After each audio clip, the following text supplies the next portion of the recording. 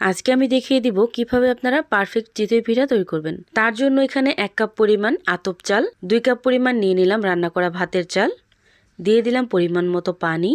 এখন এই চালটাকে 1 থেকে 1.5 ঘন্টার জন্য ভিজিয়ে রাখতে হবে। চালটা যখন একদম পারফেক্টলি ভিজে যাবে ওই পর্যায়ে এসে ব্লেন্ডার জগে নিয়ে খুব ভালোভাবে চালটাকে ব্লেন্ড করে নিতে হবে। চালটা কিন্তু একদম পারফেক্টলি ব্লেন্ড করা হয়ে গেছে। এখন একটা বোলে ঢেলে নিলাম। এখন এখানে দিয়ে দিলাম কিছুটা পরিমাণ লবণ আর অল্প অল্প করে পানি দিয়ে পাতলা একটা ব্যাটার তৈরি করে নিব।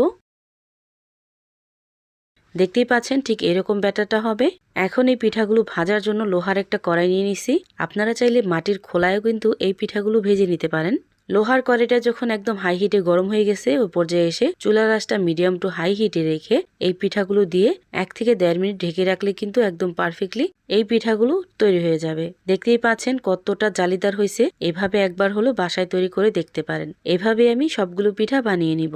এভাবে এই পিঠাগুলো তৈরি করে দুধ চিতই পিঠা তৈরি করলে পিঠাগুলো কিন্তু অনেক বেশি নরম তুলতুলে হয়। এই শীতে গরম গরম ধোয়া ওঠা চিতই পিঠা সাথে যদি একটু ভর্তা হয় তাহলে কিন্তু আর কোনো কথাই নেই। এভাবে বাসায় তৈরি করে দেখতে পারেন।